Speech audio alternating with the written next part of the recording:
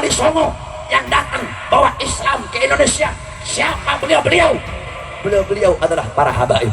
Bahkan jalurnya Wali Songo sama kayak saya, dari jalur Ammul Faqih bin Smith, Al-Aidid, Al-Haddad, Bafaraj, Wali Songo, itu jalurnya sama. Al-Baiti ada dua, ada Al-Baiti Asgaf, ada Al-Baiti Ammul Faqih. Itu jalurnya sama dari Ammul Faqih. Nah, kalau nggak ada para habaib ini, kalau nggak ada Duriyah Nabi, kita orang nggak bakal kenal Islam. Kita masih nyembah pohon kalau nggak ada para habaib, betul? Menyebutkan bahwa Wali Songo, Aulia Tis'ah, seluruhnya ini berasal dari anak keturunannya Al-Imamul Husain lewat jalur Al-Imam Muhammad Al-Baqir, seluruhnya menurut Dr. Bashar Al-Ja'fari. Bahkan bukan hanya 9, lebih dari 9 para aulia yang datang ke Nusantara dan mengislamkan Nusantara. Beliau memberikan data-data ilmiah dengan sanad-sanad nasab yang dibuktikan secara ilmiah. Pendapat yang pertama mengatakan wali itu tak tahu dirinya wali, dan dia tak tahu bahwa dia punya karamah. Karena kalau dia tahu, nanti dia akan merasa dia tinggi, dia merasa hebat. Ini pendapat yang pertama. Pendapat yang kedua, wali itu tahu dirinya wali dan dia tahu dia punya karamah.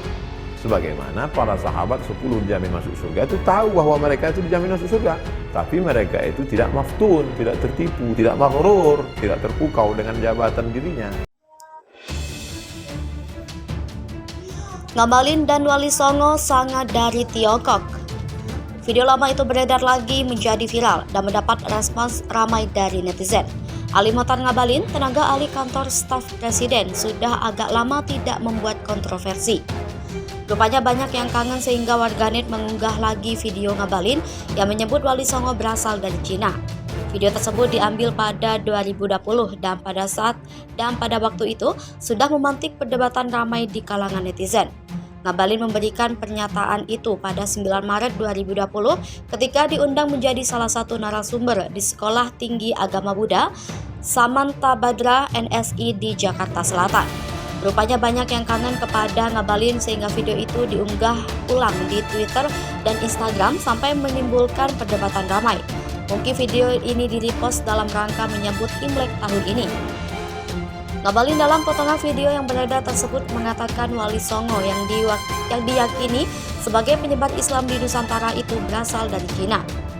Netizen cepat merespons, ada yang mengatakan Ngabalin salah persepsi dan tidak bisa membedakan antara Wali Songo dengan 9 negara. Dua-duanya sama-sama berjumlah 9. Bedanya, Wali Songo menyebarkan Islam di Nusantara, sedangkan 9 naga menyebarkan investasi di ibu kota Nusantara. Pembicaraan Ngabalin hanya dipotong pendek sehingga tidak jelas konteksnya. Mungkin Ngabalin ingin mengatakan bahwa etnis Cina di Indonesia mempunyai peran yang penting dalam penyebaran Islam di Indonesia. Salah satu buktinya adalah Wali Songo yang mempunyai garis keturunan dari Cina. Debat mengenai asal-usul penyebaran Islam di Indonesia sudah berlangsung lama. Ada yang berpendapat bahwa penyebar Islam pertama adalah para pedagang Gujarat, India. Salah satu di antara Wali Songo ialah Maulana Malik Ibrahim atau Sunan Gresik.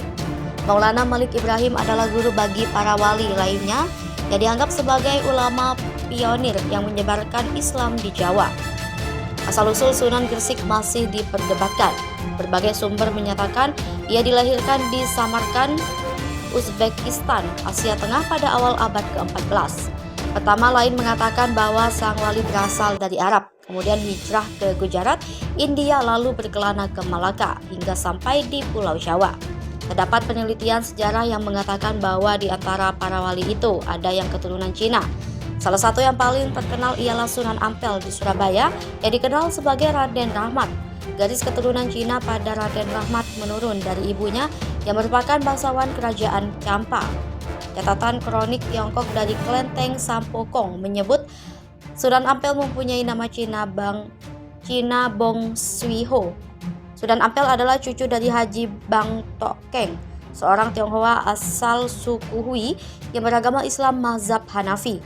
Haji Bong Tak Keng ditugaskan oleh Sampobo untuk menjadi pemimpin komunitas Tionghoa di Champa. Disertasi dan ditulis oleh Dr. Tan Tasen dari Universitas Indonesia, diterbitkan menjadi buku berjudul Cheng Ho oleh penerbit Kompas, mendedahkan ekspedisi Laksamana Cheng Ho pada abad ke-15 ke Nusantara membawa misi budaya, dagang, dan agama. Laksamana Cheng Ho beragama Islam. Oleh karena itu, ekspedisi tersebut juga membawa misi penyebaran Islam. Dr. Tan Tasen adalah Presiden Internasional Cheng He Society dan juga Direktur Cheng Ho Cultural Museum, Malaka. Disertasi doktoralnya dibimbing oleh Profesor Abdullah Dahana yang dikenal sebagai sinolog atau ahli sejarah Cina terkemuka di Indonesia. Cheng Ho melakukan ekspedisi besar sebanyak 7 kali, berkeliling Samudra Barat sejak 1405 sampai 1433. Armada Cheng Ho yang membawa belasan kapal dengan awak ribuan yang mengelilingi 33 negara di Asia dan Afrika. Wilayah-wilayah penting di Asia Tenggara yang disinggahi Cheng Ho antara lain Champa, Zenla Siam, Malaka, Jawa, Palembang, Samudra, Aru, Pahang, Kelantan, dan Sulu. Cheng Ho dalam ekspedisinya biasanya meninggalkan anak buahnya di beberapa tempat lokal untuk tinggal dan bermukim. Sebagai jenderal yang beragama Islam, Cheng Ho diyakini membawa banyak anak buahnya yang juga Muslim. Di beberapa wilayah Nusantara, anak buah Cheng Ho berkawin-mawin dengan perempuan lokal dan menyebarkan Islam di lingkungan baru mereka. Hasil disertasi Dr. Tan Tasen memperlihatkan adanya dimensi baru dalam penyebaran awal Islam Indonesia di Nusantara. Jejak pengaruh Islam dari Cina sangat jelas terlihat di Jawa dan Sumatera. Almarhum Kiai Abdurrahman Wahid alias Gus Dur pun mengaku bahwa ia punya darah keturunan Cina dari garis leluhur yang menyambung sampai ke para wali keturunan Tionghoa itu. Di sisi lain, Profesor Dr. Hamka percaya bahwa jalur penyebaran Islam di Nusantara datang langsung dari Makkah, yang berarti mutawatir langsung bersambung kepada Rasulullah. Hamka mengungkapkan berdasarkan naskah kuno Tiongkok sekitar 625 Masehi telah ada sebuah perkampungan Arab Islam di pesisir Sumatera Barat di daerah Barus. Marco Polo, seorang penjelajah dari Venesia, saat singgah di Pasai pada 1292 Masehi, mengungkapkan telah banyak orang Arab yang menyebarkan Islam di Nusantara. Perkembangan Islam di Nusantara makin pesat pada abad ke-16 Masehi. Islam telah menyebar secara merata ke seluruh wilayah Nusantara, termasuk di wilayah timur melalui Kesultanan Tidore yang menguasai wilayah Papua sejak abad ke-17 Masehi.